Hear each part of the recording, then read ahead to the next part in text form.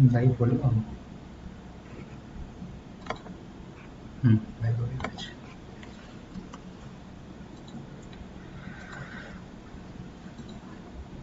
Good afternoon, everyone.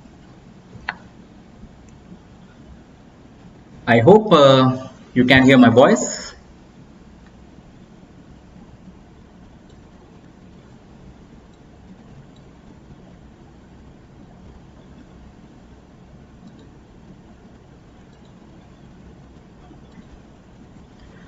Okay, so let us start with today's class. In the previous class, we had talked about the system of the government, and we had covered quite few topics.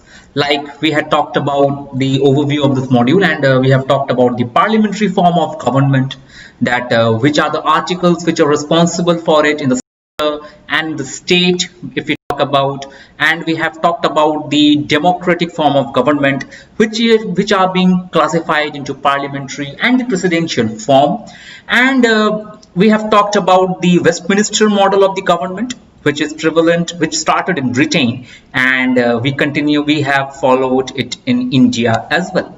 Next, if we talk about, we have talked about the presidential form of government, and we talked about what is parliament. If we talk about what is parliament, it is basically literally defined as the government by top. And yes, the control of the parliament's proceeding are initially being done by the people of the country, and they elect the members in the parliament, and they represent the people in the parliament and make certain legislative as well as executive decisions and policy making of the country. Okay, so it is the place where people talk about the affairs of the nation. What are the things which are going on in our country, which are the things which we need to address to the people, for the people in the parliament, so that they can be changed from time to time. Okay, so this is about, if we talk about our Indian parliamentary form of government, we have a nominal and the real executive. The president is the nominal and the prime minister is the real executive. And we have talked about the majority party rule. That means whichever is the party which is in majority, they will be forming the government. Okay, so in the next part, we have talked about the features. We have talked about the collective responsibility. Everybody comes together and goes together. If they are successful, it is the parliament which is successful. If they sink together, not one, not two people. And there is a vote of no confidence if the members of the parliament think that the government is not functioning. Next, we talk about the political homogeneity. The members of the council, they represent same political ideologies, or at least they support the political ideology of the majority party if it is about a coalition government. We have a double membership. Both are responsible for the legislative as well as the executive part of the government, and it stipulates also that the minister who is not a member of the parliament can be a minister but has to get himself elected within 6 months.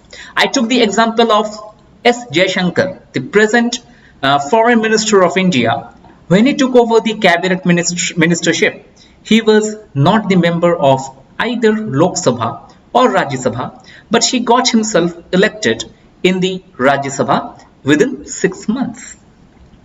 We have the leadership of the prime minister. Yes, prime minister plays a very important role in the formation of the government. He is the head of the government. Okay, and if we talk about the Lok Sabha, it gets dissolved in every 5 years. That means just before the election, it gets dissolved, and a new Lok Sabha is being formed after the newer elections and the new members take up in the parliament. Okay, so there has been already, I have talked about the secrecy, and we have talked about the presidential form of government feature, which is prevalent in USA, and it is very different from our parliamentary form of government. I have already talked about in our last class. So we have talked about why we have adopted the parliamentary form of system. It is about this familiarity. It is about the presence of more responsibility. Yes, we have switched for more responsible government towards the people. And the nature of the society, it is a heterogeneous society, and it is a huge country with lots of political as well as cultural differences. And for the same, we have talked about the parliamentary system of government. Now we were talking about the union executive from article number 52 to article number 78. So union executive, if we talk about, it consists of four people basically. We have talked about the president, we have talked about the vice president, and also the council of ministers headed by prime minister. And at the same point of time, we have got an attorney general of India. Okay, you may look up for who is the present attorney general of India in Google. Okay, next let us go through in brief about the president. Yes, president, if we talk about, he is the head of the state. He is the head of the Indian state. Yes, he is the nominal head, and at the same time he is the head, just like a king. President is basically like a king, but actually the real power of the government is in the hand of the prime minister. But prime minister, before taking any decision, has to consult it with the president so that it gets the presidential nod, because he being the head of the state, and then he pass on the decision from the parliament. Okay, he is the first citizen of our nation. Yes, I have already talked about it. Yes, the president is the first citizen of India, and he is not directly elected by the people. We will talk about the election of the president in today's class. In the last class, we have not talked about it. Okay, so these were the presidents of India, and present being Ramnath Kovind. He is the present president of our country. Okay, so we have talked about various FAQs about the president. What is the term? Yes, he holds a term for 5 years. Who conducts the election? Yes, under article number 324 of the Indian Constitution, Election Commission of India basically conducts the election of the president. The president's election is done by the means of single transferable vote. That means one vote, if we talk about, means I will talk about this in details today, means it is actually a bit complex procedure. Okay, I will talk about it. I have also discussed about how is the nomination of a candidate to the election of the office of president is determined. We talked about the 50 electors and 50 proposers, and as seconders.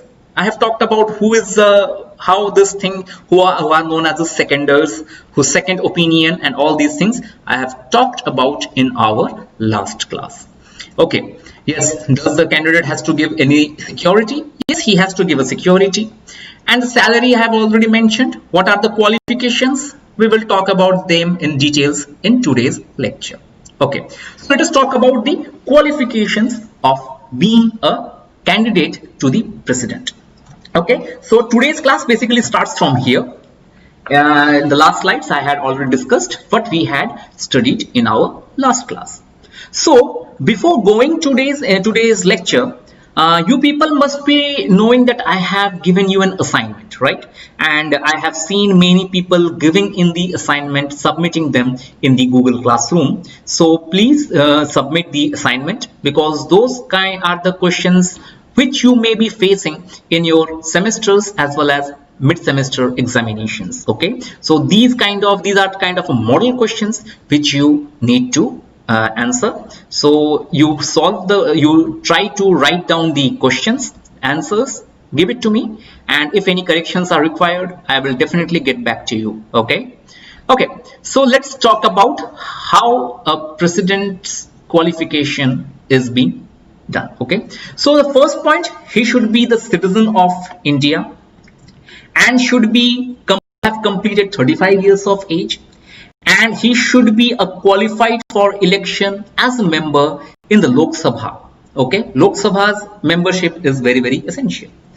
Yes, fourth point, very important point, he should not hold any office of profit under the union government or the state government or local authority or any other public authority.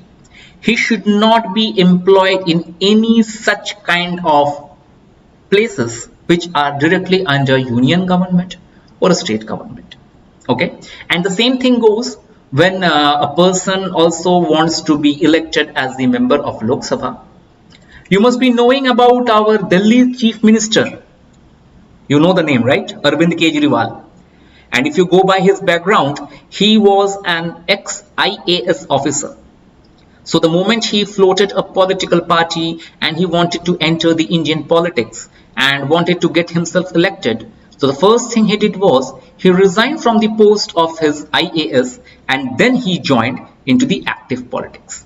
So that means if you want to get yourself elected as a representative members of the country in Lok Sabha, Rajya Sabha, or if we talk about even in our state legislature, then also you need to resign from the office of profit under union or state government or any local authority.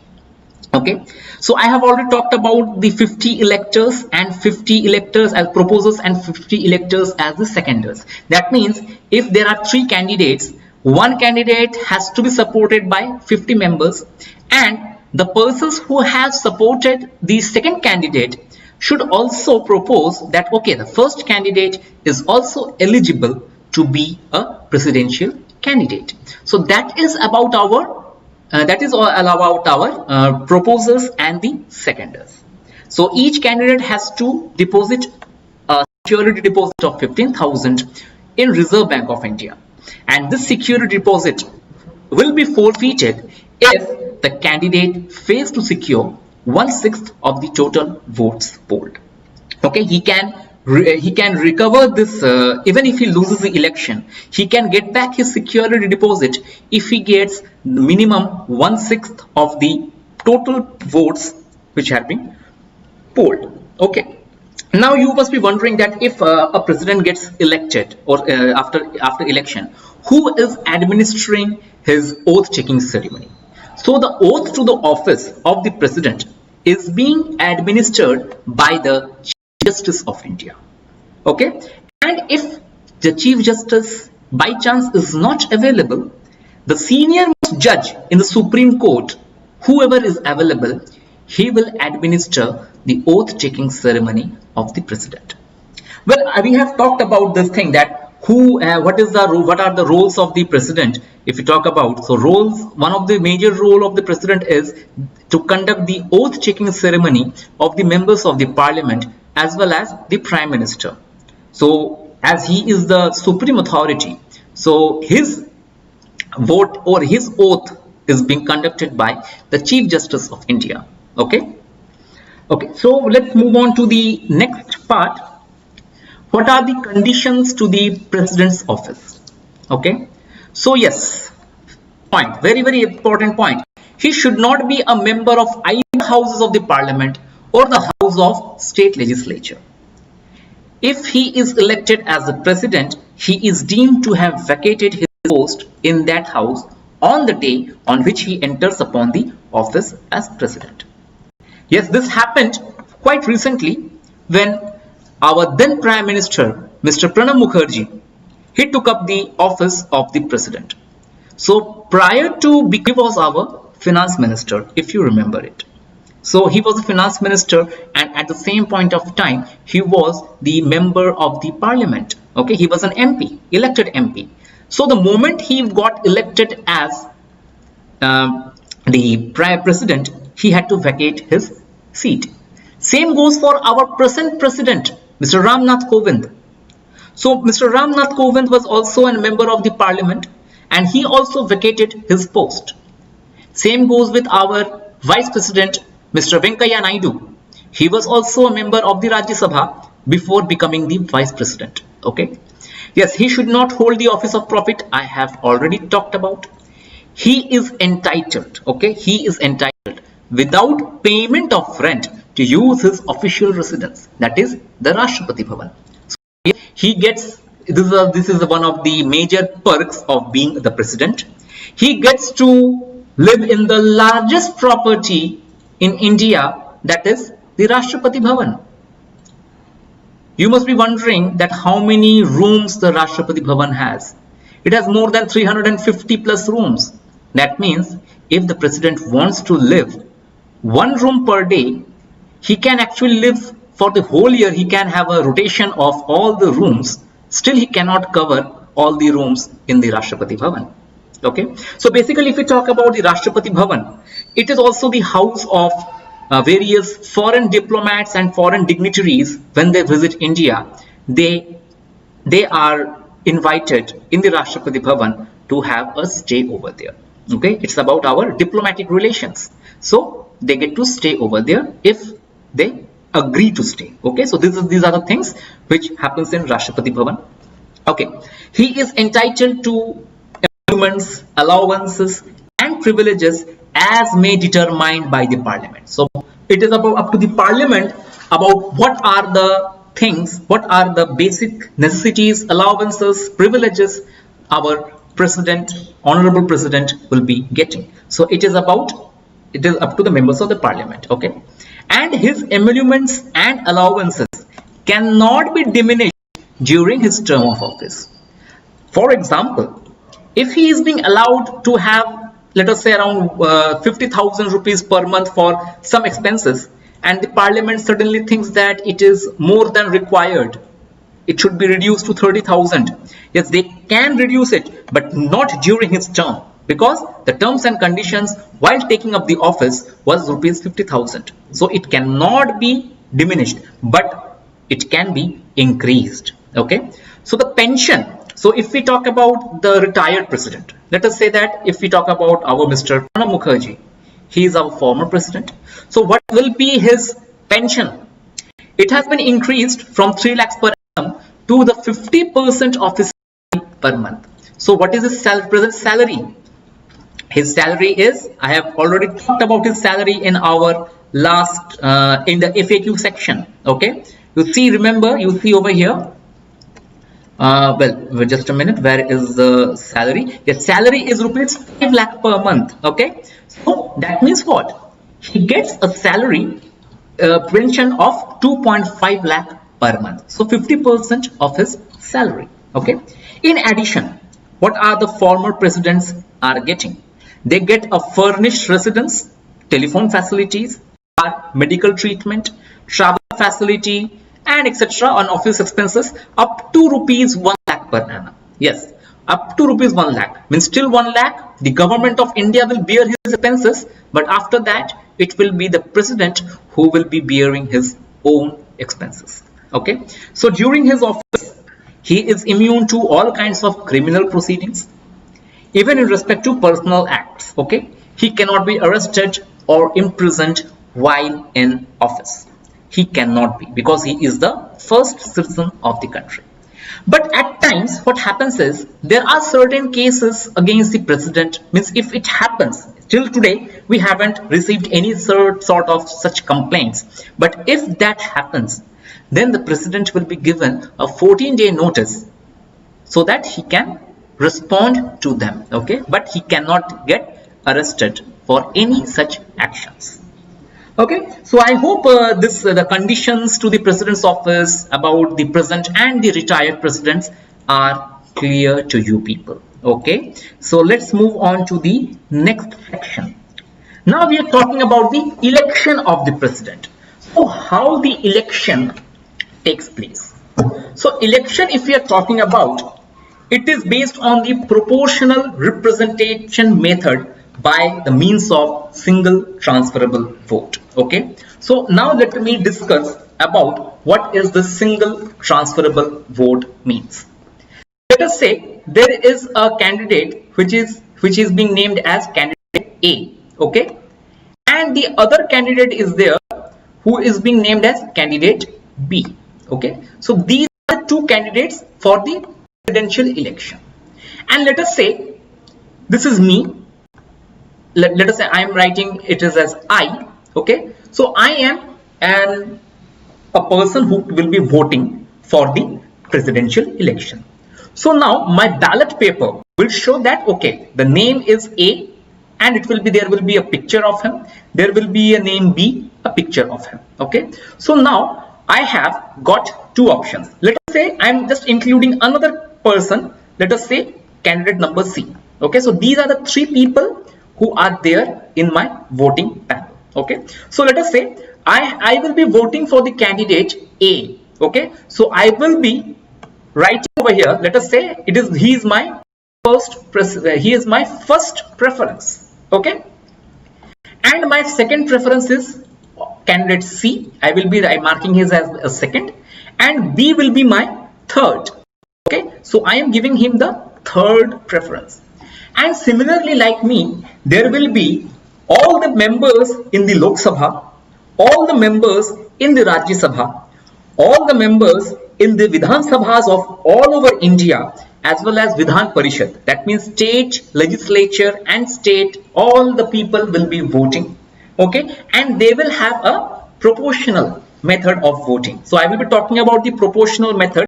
We can see the picture in the where the formula is being written, how the value of a vote of an MLA is being calculated. So for example, he is representing state of West Bengal. So we will take about the total population of the state. So total population is being there, and total number of elected members in the Legislative Assembly.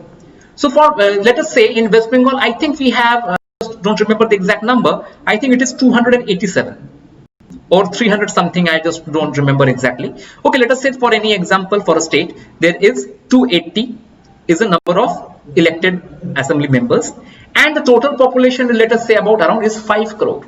So 5 crore by 280 will be divided by 1 by 1000, and that will be giving the value of the vote of an MLA. It can be less than 1, it can be greater than 1. Okay, so let us say for an ideal situation, I am taking that for any state, the value of the vote of an MLA is 1. So that means if he is giving a vote, that will be counted, that will have a weightage of 1.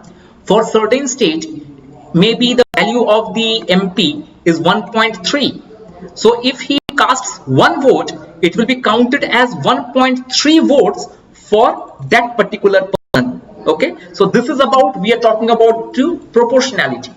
And why this has been done, first of all, because you see in the state of Uttar Pradesh, there are huge, that has it is the largest, most populous state in our country. Whereas if we talk about Sikkim, another state of India, which has got very less population. So if you compare then what will happen? The value of the vote of the MLA from Uttar Pradesh will be less than, it will be having less value than the value of the vote from Sikkim. And if we talk about this particular thing, what the problem basically arises? It arises because we are representing the people of the state and the country, and Sikkim being less populous state, they will have lesser MLAs, and that means what? They will have, if total number of votes are counted from Sikkim, that will be less than the number of the votes which will be calculated from Uttar Pradesh, because Uttar Pradesh has the largest numbers of MLAs in the country, whereas Sikkim has one of the least number of MLAs in our country. So and to maintain this proportion, this formula has been taken up so that everybody gets an equal share, so that nobody can complain that okay, my vote is lesser than the person who is representing a state which is more populous. So this is about proportionality of the voting system. Now forget about the proportional system. Let me talk about the exact procedure, how the voting is being done. Okay, so now let us say that my first preference is A, my second preference is C, and my third preference is B. Somebody may say, let us say that another person from another state, he is first, his candidate is C, second it is B, and third might be A. So now what happens? We count for the first round of counting. We do who has got the most number of votes as first preference. So after counting, we find that C's candidature is not there.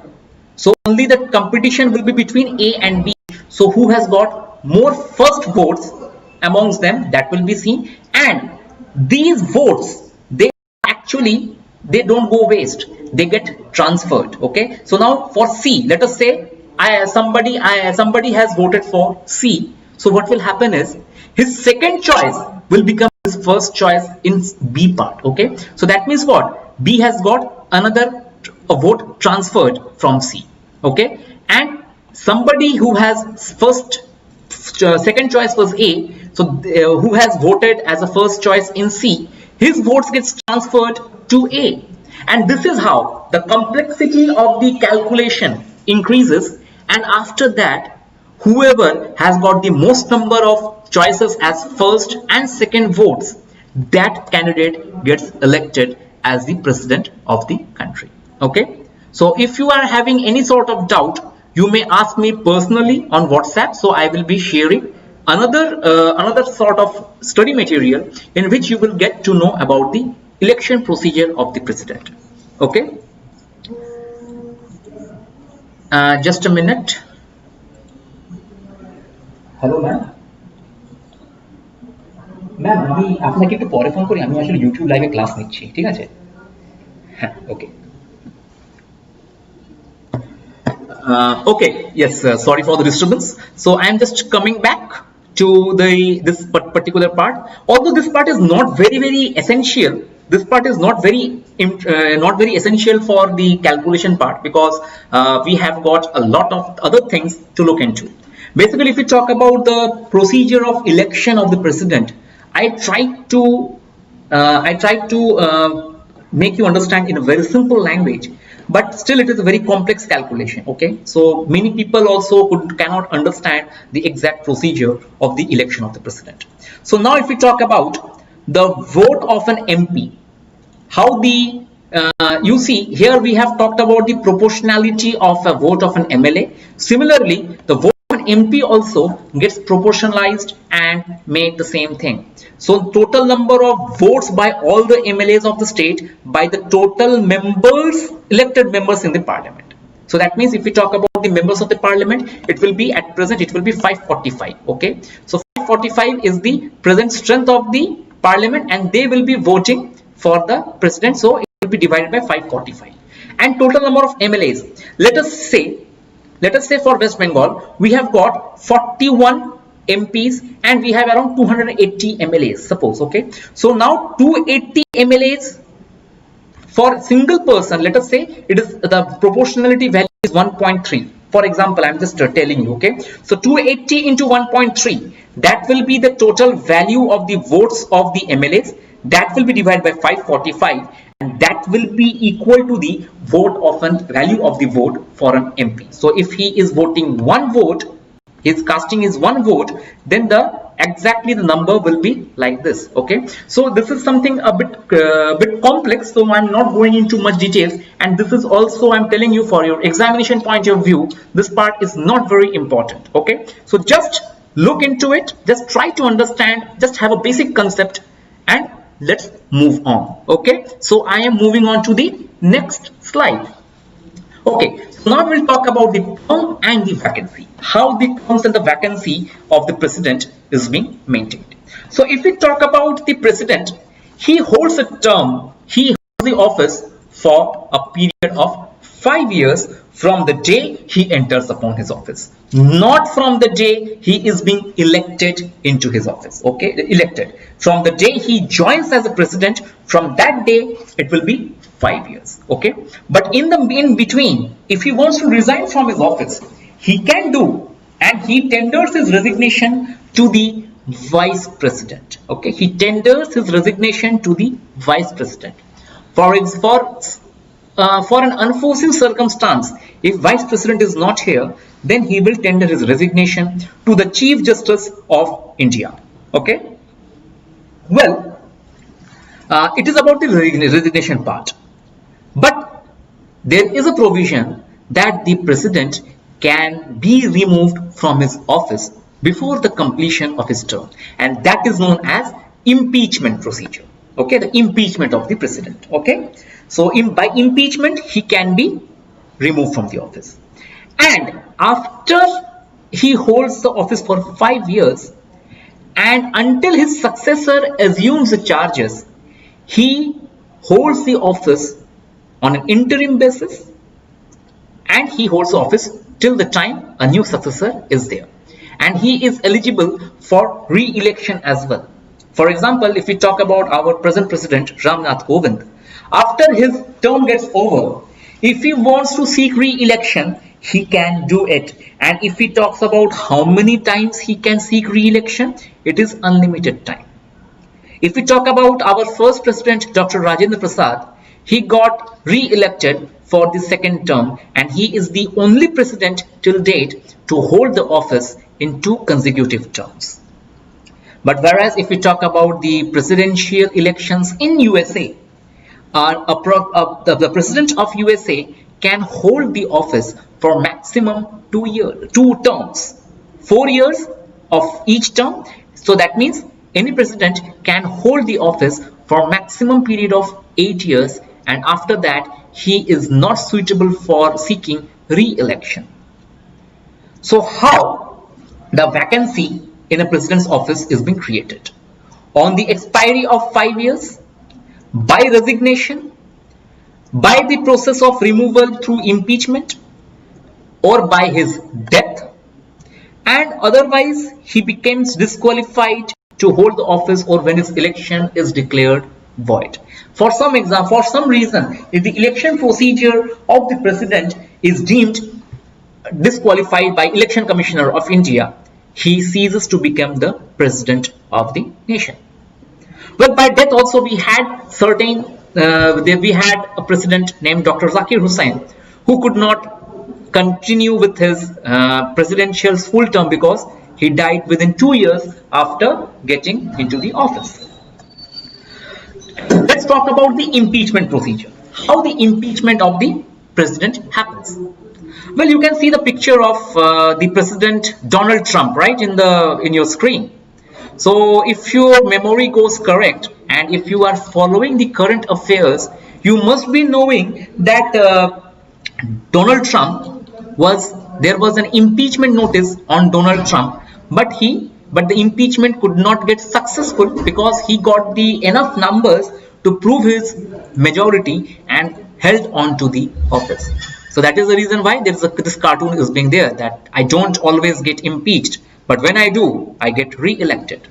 So well, the impeachment procedure, it is quite a cumbersome process, because for any sort of violation of the constitution, it basically can be initiated. Okay, so but the constitution does not say what is the violation, or did not define what is the violation of constitution. So if we talk about this particular term, what term exactly means, it is not being clearly mentioned in our constitution.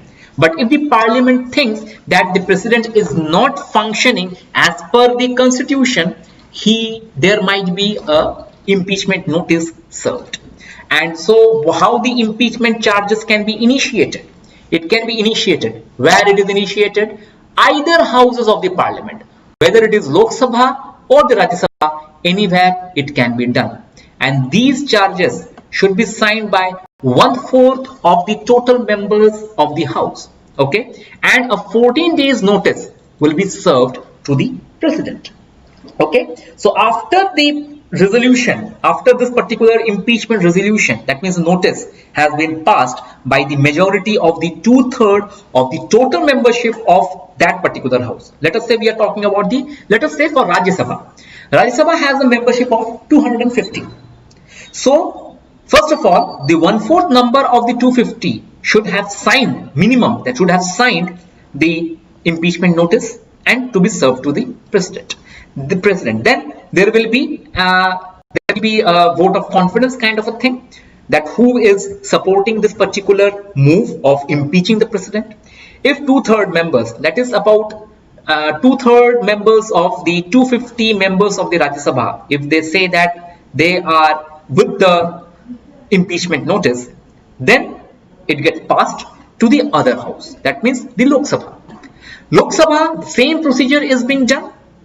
Now the president will have to represent against the investigation. He might appoint certain counselor, or he may fight his own case, and after the 2/3 majority of the total members of the Lok Sabha and Rajya Sabha sign the impeachment motion, then the president gets impeached and a new president gets elected.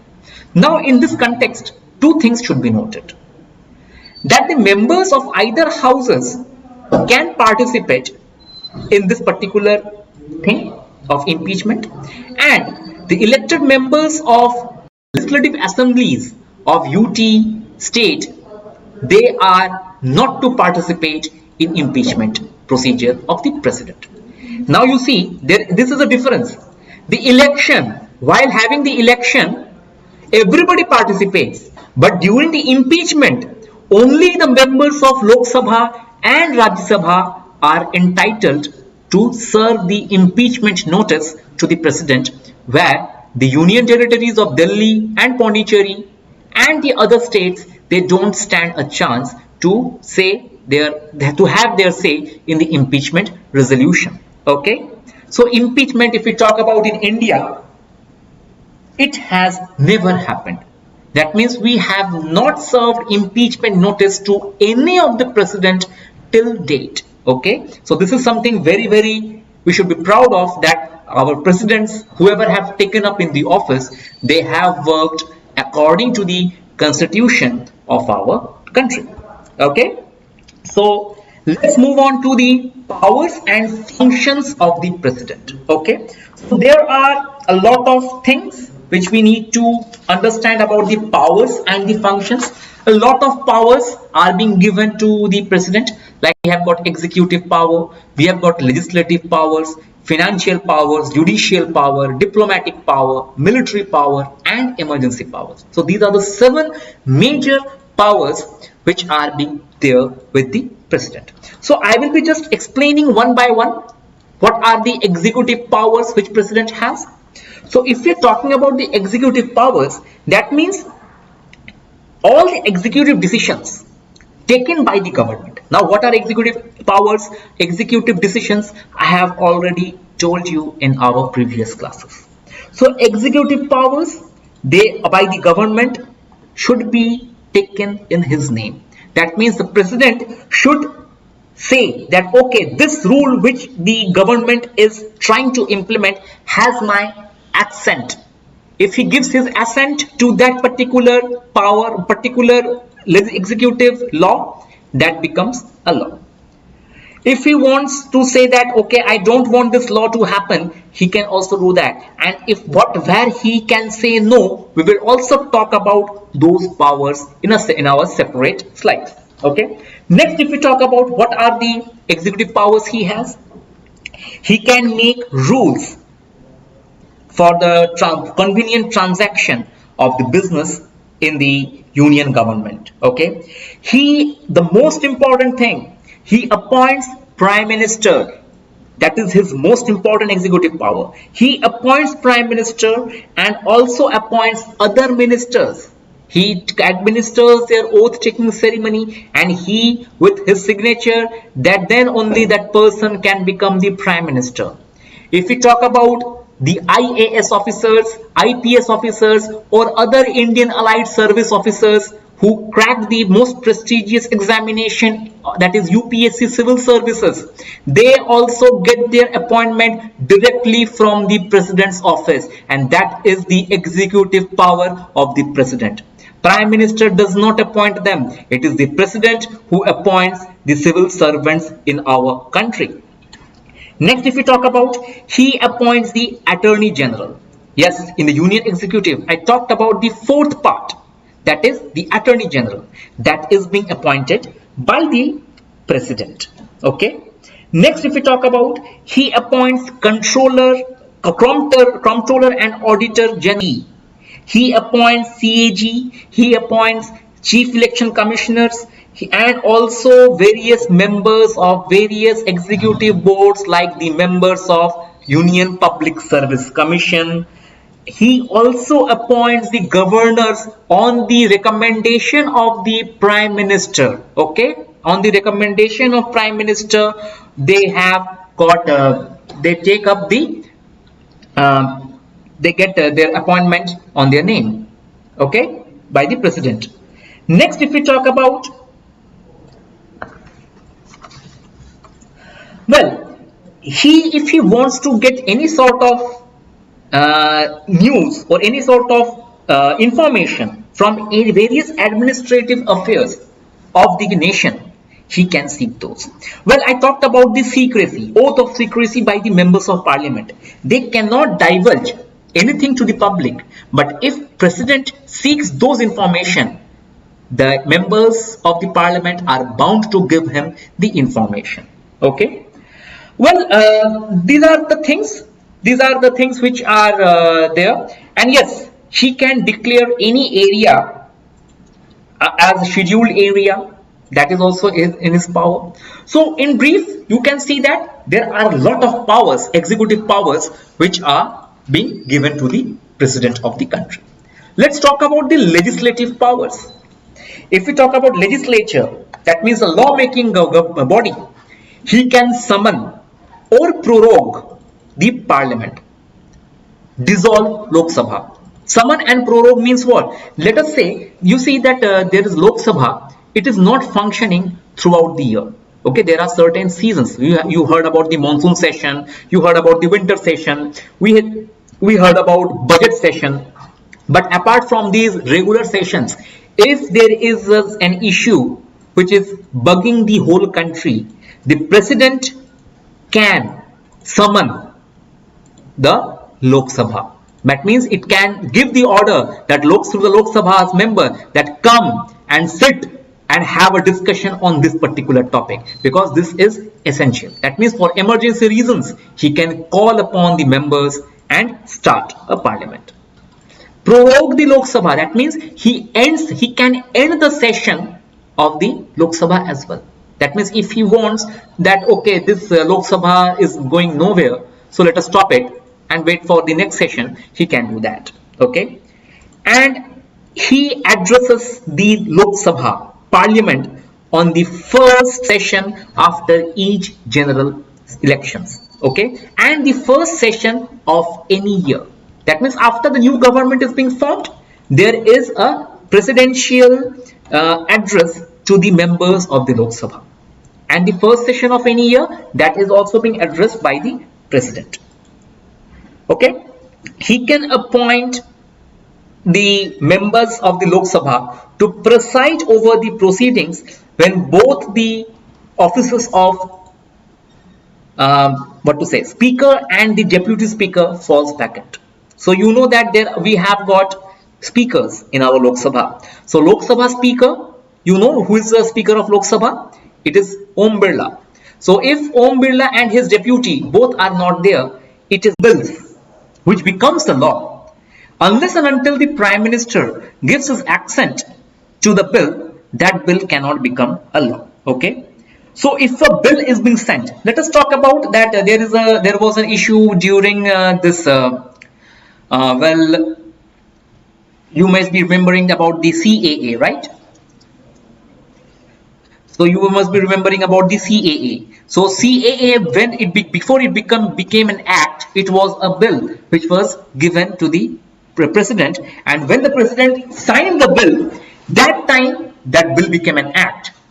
So by the time the president, if he wished to, he could not have gave his assent to the bill. And that is the power which a president has to withhold the bill, and that is known as the veto power. We will talk about the veto power in our next slide. Okay, that is a special power. We are talking about the financial. Let's talk about the financial powers. So what are the financial powers? Well, the financial powers, that means money bill. We are talking about the money bill. So whatever the financial decisions are being taken by the parliament, it comes under the money bill, and the money bill can be introduced to the parliament only upon the assent or the permission of the president. So the money bill, once it being formed, it has to be shown to the president, If president says that okay, this is accepted, you can present it to the Lok Sabha or Rajya Sabha. Sorry, it cannot be showed in the Rajya Sabha. It is only in the Lok Sabha. So that will be the time when the money bills can be taken up. Okay. He is a person who constitutes Financial Commission. Okay. So he is the person who gives the who constitutes the Finance Commission in every 5 years. Okay. Let's talk about his judicial powers.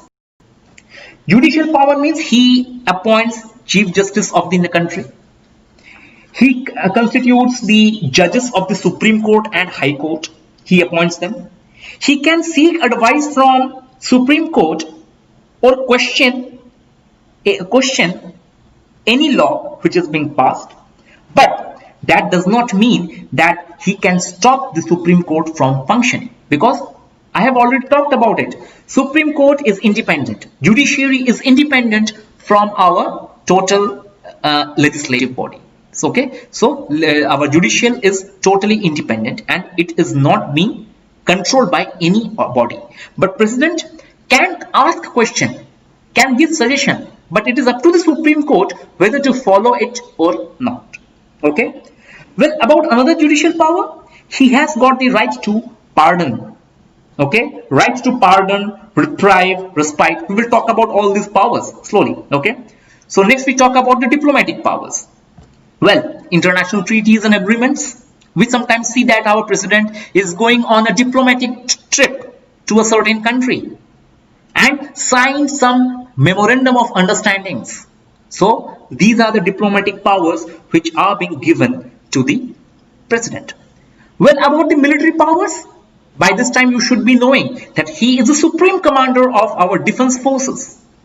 That is, in that capacity, he appoints the chief of the army, navy, air force. Now we have got another post, chief of defense staff, and he can declare war and conclude peace subject to the approval of the parliament. Yes, subject to the approval of the parliament is also essential. That means if the president says that okay, today we are going to declare war on Pakistan, that is not possible unless and until the parliament gives its assent to it. Means the members of the parliament supports what president is saying. And if we are talking about the emergency power, well, about emergencies I have already talked. The article number 352, article 356 and 65 and article number 360. We have talked in our previous classes. Okay, so this is about the basic powers and the functions of being a president of the nation. So now we are talking about the veto power of the president. Yes, I talked about a special power, veto. The parliament, if we talk about a bill which is being passed by the parliament, can only become an act unless, I have already said that if the president gives his assent, then only the bill becomes an act. But under article 111 of the Indian Constitution, okay, so this is the article number we are talking, article 111 of the Indian Constitution. If the bill comes to him, he might give his assent to the bill, he may withhold the bill, or he may return the bill if it is not a money bill for reconsideration of the parliament. And if we are talking about the veto powers, yes, he has got certain veto powers as well. That means he can withhold. If you're talking about this part, he may withhold the bill. He does not give permission. That is a veto power. Okay. So this is a cartoon which basically depicts what a veto power is. If the parliament thinks that okay, we are going to declare about our war funding bills and all, so veto powers comes from the president and it gets stopped. It cannot become an act. So now we are talking about what are the different types of veto. So total, basically if we talk about, we have 4 types. One is absolute, one is qualified, one is suspensive, and the 4th is pocket veto. But in India, we have got absolute, suspensive and pocket. For India, qualified veto is not applicable. Our president does not have got the right for the pocket veto. Okay. So, it is already last few minutes. So I will be just explaining the veto power in short. and if I cannot finish it up, we can continue it from the next class. A minister, that particular person is a private member.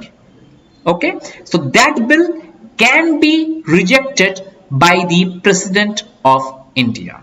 Okay, next, if you're talking about the ordinary bill, the cabinet, whatever the cabinet passes the bill, or if talk about the cabinet bill or the normal bills which are being passed, so that is a bill which is being passed by the ministers and the government, that can be taken, that can be also rejected, veto.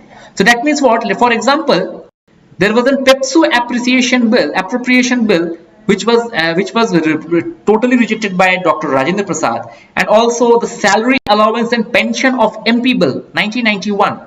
So it was exercised by R. Venkataraman. So these are the two. Actually, what happened is in 1991, the Venkataraman withheld pension of the members of parliament.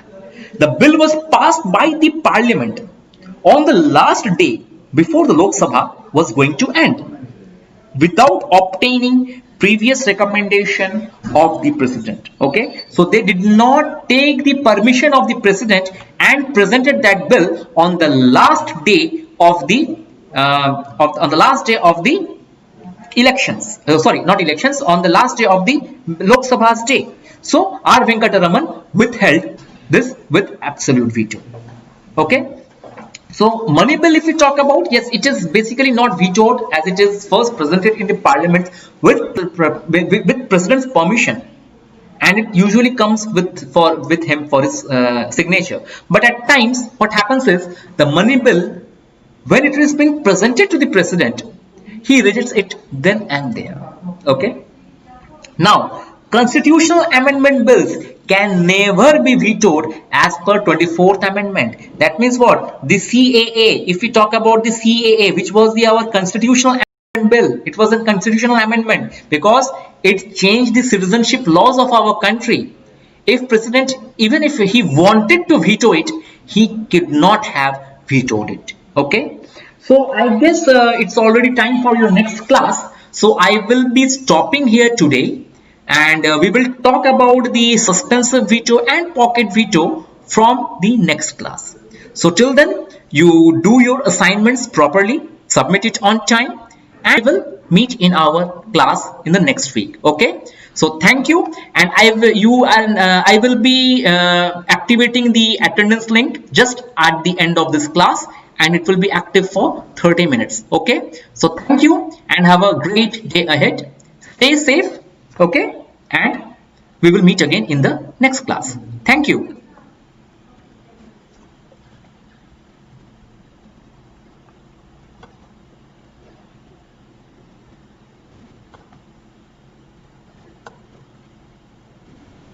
নেটটা কি slow যাচ্ছিল নাকি? নেটটা slow যাচ্ছিল নাকি?